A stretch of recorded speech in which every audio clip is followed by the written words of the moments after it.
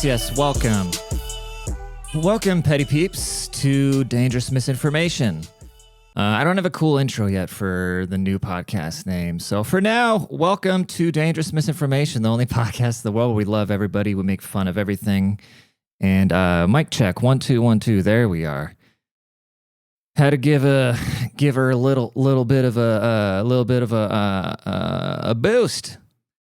I was thinking of a word that insinuates something hot, but kind of like the Texas weather hot, heating up the microphone because it was not loud enough for your misinformation-loving little ears.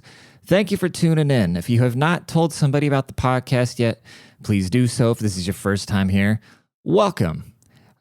Greeting you with big, open, wide German misinformation spreading arms. Because we have the right to bear them.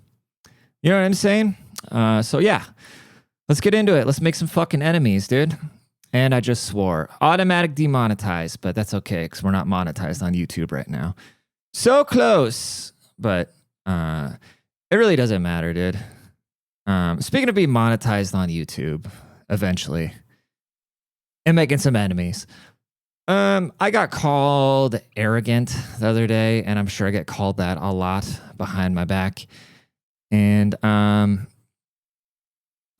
kind of bothered me, right? Because I don't like it when people are arrogant. To me, arrogant means somebody that thinks that they are better than others, okay? And that is annoying. Somebody that just automatically places themselves above individuals for doing nothing, or kind of has like a delusional sense of entitlement, for instance. Yes, that is somebody that I would call arrogant. But when people have high opinions or standards of where to hold themselves, like, I realize I got to put in a ton of work, but I'm going to tell you right now, I'm going to be very wealthy one day. I'm going to be extremely famous one day, and I'm going to have a ton of influence someday.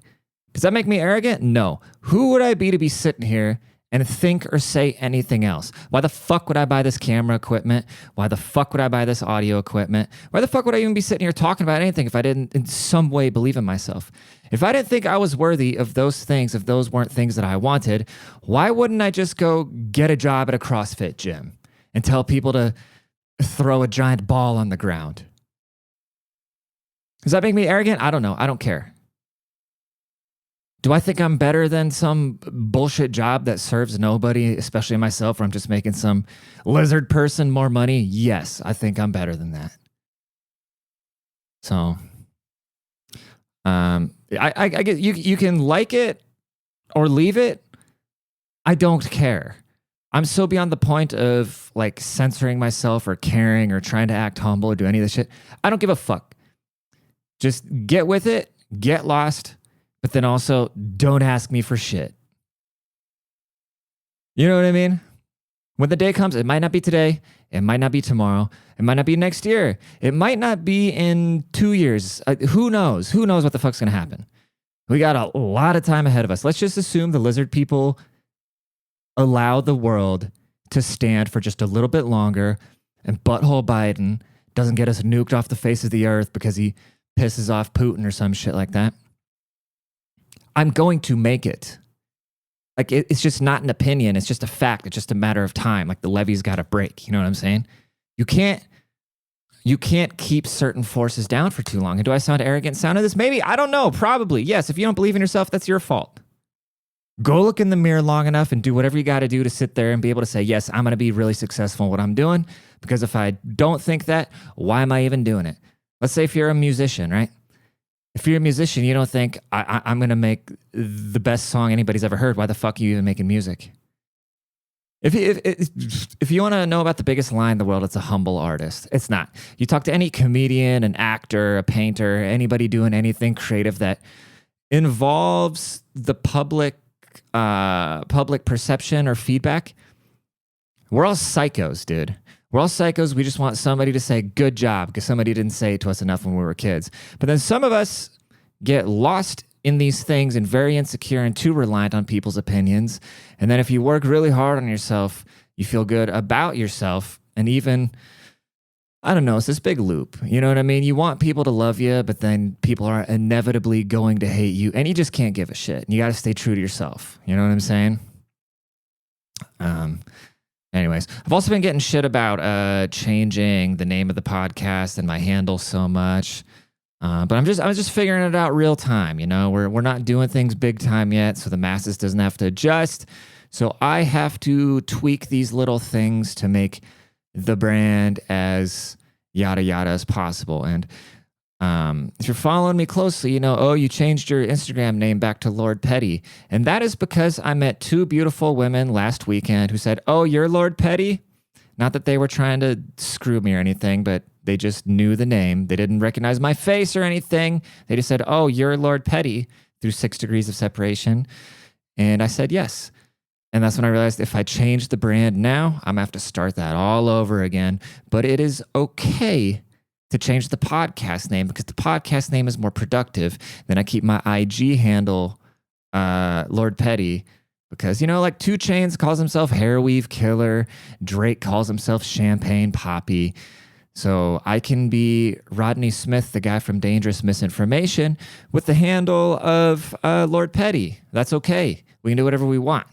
We're just moving. We're fixing things real time. And if you think that's a crazy concept, just think about this. Stone Cold Steve Austin's name was Chili McFreeze before Stone Cold. He said he wanted a name with something cold, and they called him. He was Stunning Steve, and then he was the Ringmaster, and then he was like Frosty McBallsack or something. Chili McFreeze, and then he finally went, and he turned into Stone Cold drinking beer. So we're all just evolving, dude. Kind of like the lizard people when the eggs hatch, they got to evolve under the reptilian red lights. I'm just evolving with my pasty skin right in front of you. And it just is what it is, dude. We're learning every day. I'm learning every day, and I appreciate you coming on this journey with me because I'm just trying to figure myself out. We're all just trying to figure ourselves out. Anybody that says they got themselves figured out, don't trust them. I got super sucked into the fucking Titanic recently, and this has been something because I'm kind of autistic and I got stuck on stuff on a loop until I figured it out. But I was thinking, I went back and watched the movie too. Great movie, by the way.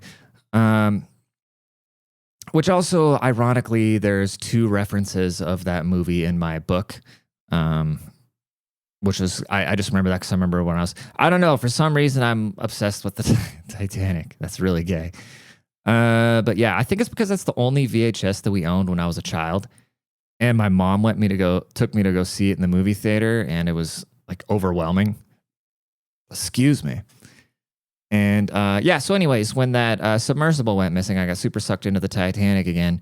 And I watched the movie, and I was wondering, okay, when I was watching The Guys, right? When I was watching, like, because I wouldn't have been a first-class passenger I wouldn't have been a male first-class passenger at the point I'm in life, right? I would have probably been a third-class passenger. And I was wondering to myself, because I don't know. Maybe ask yourself this. Would I have been the person to just grab a bottle of booze and just go out like a fucking G and just be like, you know what? This bitch is going down. My wife and kids are safe. It's just my turn. I'm going to take this on the chin. There's no reason in fighting it. This was God's plan. Or was I going to be a fucking G and just fight for my life until the last chilly fucking stone cold second?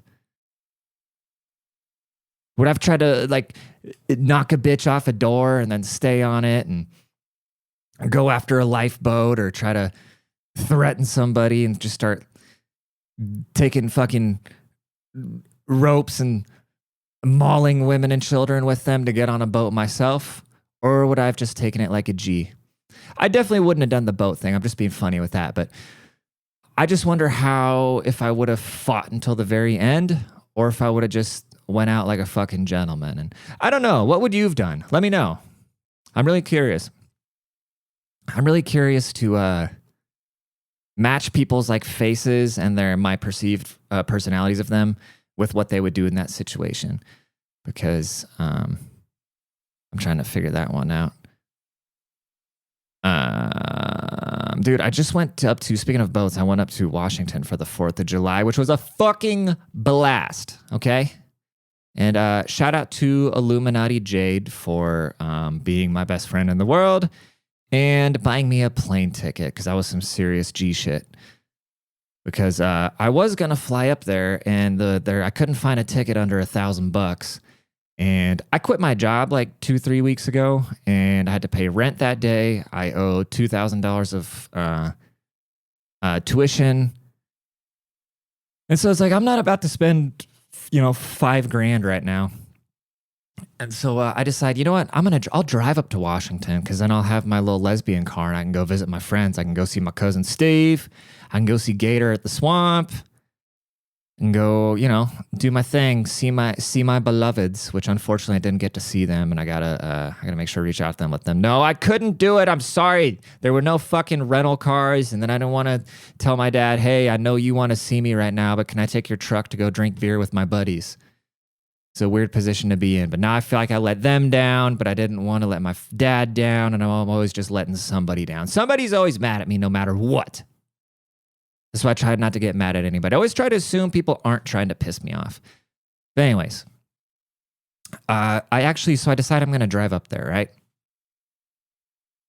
Shout out to Alan. We changed the oil on my car. Well, we did that a little bit before, but oh my God, dude, these people just keep calling. Stop distracting me. I could put my shit in pilot mode or whatever, but that would be too smart when I'm recording a podcast. Who would do that? Anyways, Jesus Christ. The day comes, I start heading north to Denver, because I was going to go visit a friend in Denver, stay there a night, and then shoot off to Washington. So we're looking like a 3-day trip, okay? 3-day trip.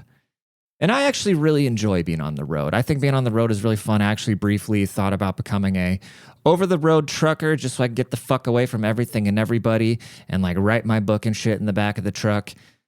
And but I saw the realities of it, and man, those guys are very underappreciated, and those hours are crazy. You're basically working like 60 hours for 60 hours a week, making like $65,000 a year. And for me, it's just more of an experience thing anyways, because I know I'm going to be rich and famous. So I don't really give a shit about what kind of money I make from these jobs.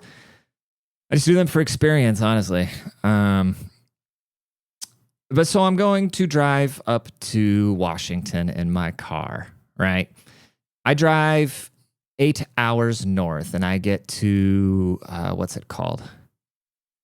I forget, some bumfuck shithole in northern Texas, okay? Somewhere where they would film like Friday Night Lights, where all they got is high school football and truck stops, okay? I get about 8 hours north, and it's 4th of July weekend, and I think I've traveled the whole Southwest in my car. Some of the best times I've ever had were just traveling the Southwest, staying in hotels, Airbnbs, hooking up with strangers. I'm kidding, that never happened. And so I get to bumfuck Texas, okay? And I go to check in my hotel, and it's $400. I was like, what? $400 for this Holiday Inn Express? Like, yeah, well, the 4th of July weekend. And I get on my phone, and I start looking. I'm like, oh my God. I got 3 more days of this minimum, plus gas. And the further north you get, like all of a sudden now you're getting into like $5 a gallon for gas. And I'm like, I could have just flown. I'm going to spend more driving, and I'm going to be in the car for 3 days. I'm already 8 hours north of home. And then my buddy Alan rightfully was like, dude, you're the only person I know that would go on a road trip without checking hotel prices first. And I was like, yes, I know. That's my toxic trait, is I'm so spontaneous. I get an idea in my head. I'm like, yep, let's go. I'll figure it out. I'm smart. I'll figure it out. No matter what it is, just throw it at me. I'll figure it out. But then I'll get in a situation where it's like, I don't want to figure this out. I got to regroup on this one. So I get the hotel the first night, And then I look, I tell my friend in Denver, tell her I can't make it. And then I felt bad because that's twice now. And then I gotta turn around, and then I go to this just like dingy little what's it called? Burger King, right? I'm sitting there in Burger King eating these two little sloppy burgers, and I text Jade. I say, kind of what I told you earlier. I don't think I gave her all the excuses. I just said, hey, I'm about 8 hours north from home. I'm realizing this is just going to be a time and financial burden to drive up there. I'm really sorry. I was really planning on it, but I just don't want to spend $2,000 on hotels and gas to, have to do the same thing coming back again too. And she just says, oh, love, what's your driver's license information? Because she's a red coat. And she just wanted to have some Americans there for the 4th of July to feel better. And then she just bought me a plane ticket. 2 days later, I was on a jet.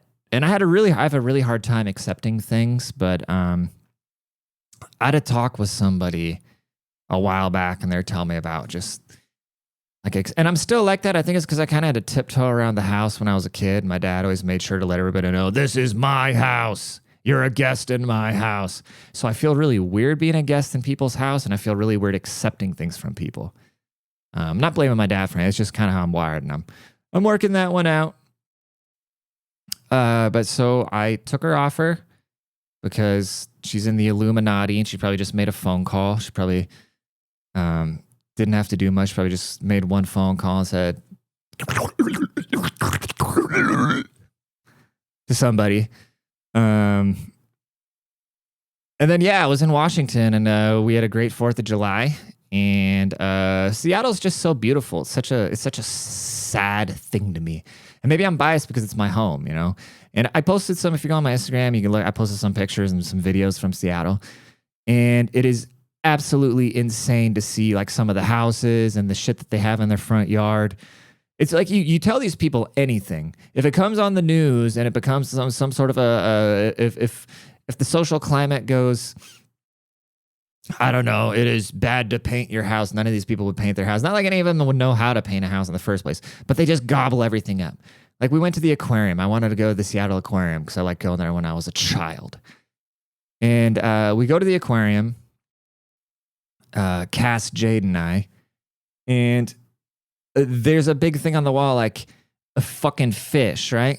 With a trans flag, and it's saying providing conservatory or conserving fish life for all. Basically saying that they're looking out for all the fish. But a friend of mine, she actually works at SeaWorld, and I sent her that Snapchat. And she explained to me that fish are very inclusive, that basically a lot of fish are hermaphrodite and can just do whatever, and everything in the ocean just fucks each other. And that's why I think that's why the ocean's salty, bro. Because all the motherfucking gay fish. Anyways, Seattle's crazy. And then I had a pretty wild experience, okay? It was one of my last nights in Seattle. And then Jade, who likes watching people struggle because she's an Illuminati lizard person, she has the brilliant idea that we should go to it's called Club Sapphire, okay? You can Google it, Club Sapphire in Seattle. And what it is, I don't know if it's technically called a swingers club. I guess it would be a swingers club because you can't get in there without women. And I actually had the shits that night, okay?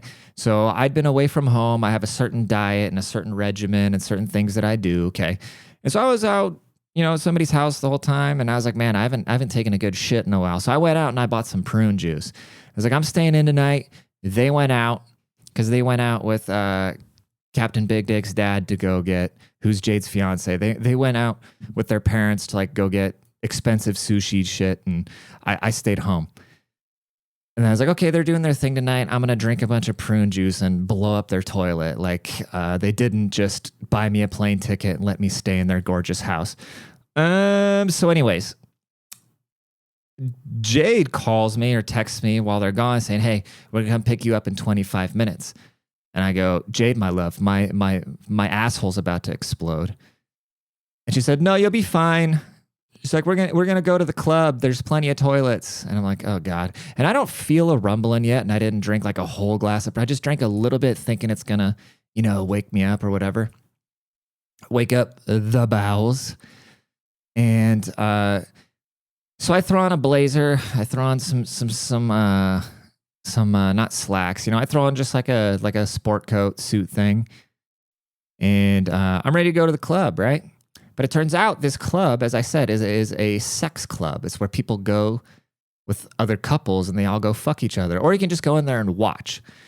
And so Jade's telling us, like, no, it's hilarious. And everybody is of the same. We're like, no, we're not going to go there and fuck people. But we can go. They got like these voyeur rooms where you can just sit there and watch people have sex.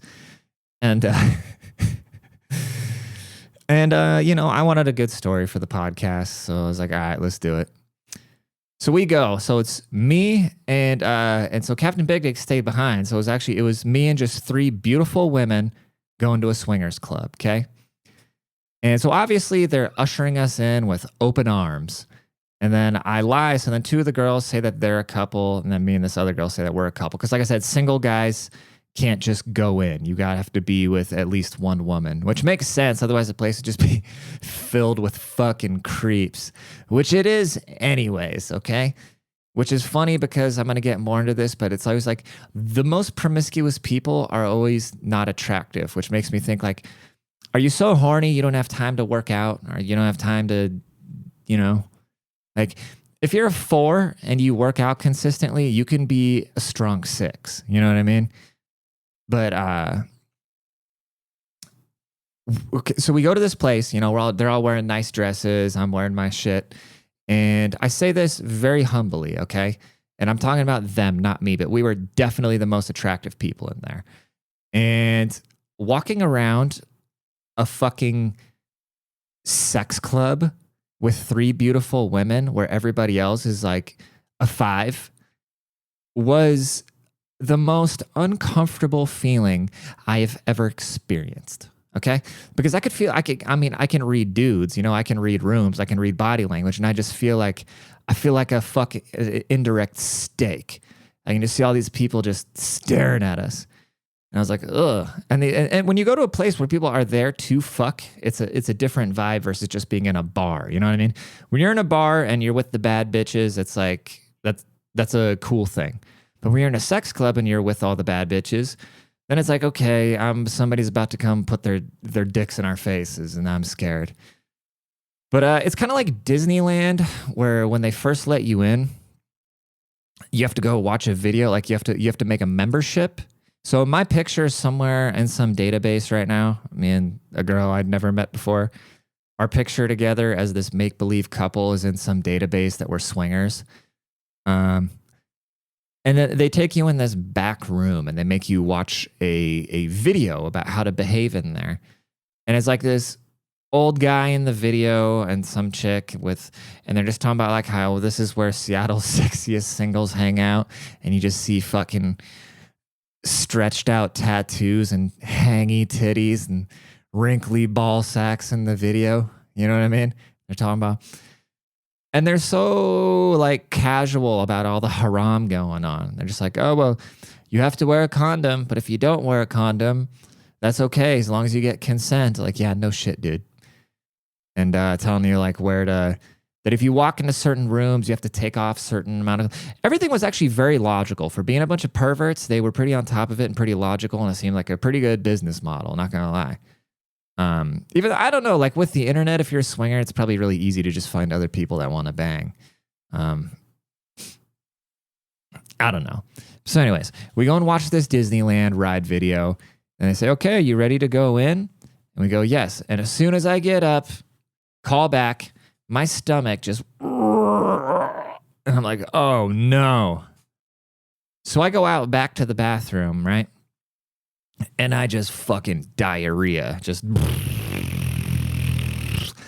annihilate. Like there was probably shit stains on top of the toilet seat at the sex club. And I was like, okay, This should be interesting. And usually when that happens, there's like a good 2 or 3 rounds of it. But I think because my nerves were so on edge, it just all just flowed right up out of you, boy.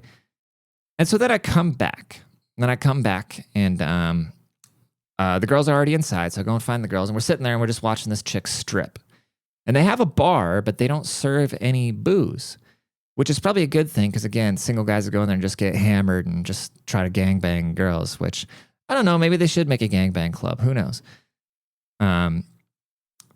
And so I say, well, if we're here, like, let's at least go walk around. Like, I at least want to see this place because we're just sitting in, like, the very first portion of it where the bar is and people kind of mingle. And like I said, there's stripper poles and shit like that. It's like, I want to go in the back. I want to go see where the shit's going down. Oh my God, my cat's just meowing at the door. Kitty, calm down. I'm talking about the sex club, all right? She's very clingy right now because I was gone for a week and it's been really adorable because since I've been home, she just won't leave my side. Like I can't sit down for more than 2 seconds. So she'll just be on my pasty lap. But so anyway, so we go in the back and then we see the chick that was on the stripper pole. We say hi to her and then we hook the corner. And there's like showers. There's a curtain and then there's showers. Like common area showers where like there's just naked people showering. And then there's this really tall, like big kind of like palm tree looking white bitch like behind. So we're walking really slow, right? And I'm in the back. So the 3 ladies are in front of me and I'm in the back and we're walking through. And then these people kind of close the distance behind us. Like I said, it was this fucking big bitch, this avatar behind me, and this like short, fat black guy with hangy titties, and he like had his shirt on.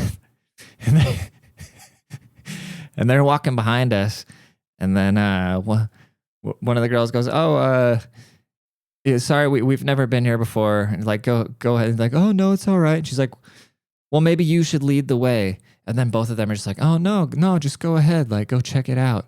And it was so gross to me. It was so gross because I could tell that they wanted us to, you know, I don't like it when people are trying to like lead me into something, you know. It felt like then these people were leading us in. But so I forgot to mention. So when we walked in, the place looked pretty fucking dead. Like the main area was just kind of not a lot of people were there. We thought, we came on a really slow night, which I guess they said we did come on a really slow night. Okay.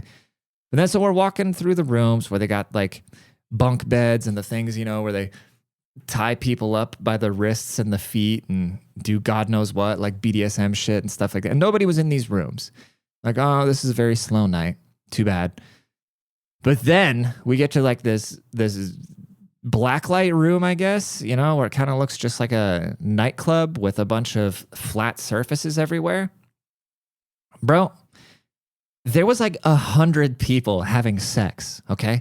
And I don't know if it was way less and there were just mirrors in the room, but everywhere I looked, there was just fucking. And then there was one, and then we were just, and we're still fully clothed and we're in there. But the rule is as soon as you go in there, if you stop, you got to like take your clothes off, you know? And I'm like, I'm not about to stop right now because I don't want to get naked because I look over and I see this one girl and she just goes, and then you just see all these old fat people just fucking everywhere, dude. It was disgusting. Think about their washing machine. Think about the guy that has to clean their washer, like cleaning all those jizz towels, dude. I worry running my jizz towel. I just don't need to have sex around other people. I'm introverted enough to where I'm okay just hanging out by myself or like with one of. I definitely don't need to fuck around other. Cat, shut up. I love you, but stop. Love you, kitty. I don't need to watch people fuck. And I don't need to have people watch me fuck. Anyways. Wow. This is the longest podcast episode we've done in a long time. Should we just keep it rolling? Huh? I'm kidding. Half hour should be good enough. A half an hour should be good enough. I think I've no idea what I talked about on this podcast episode. So that probably means it was a good one finally. Thank you guys so much for tuning in. Please leave a rating. Please leave a review. If you have not already, tell a friend. Again, I really appreciate you. Go pick up my book, The Petty Principles. Go pick up some merch. Do something, dude, or don't. I just appreciate y'all being here. Feels good. Love y'all. Deuces.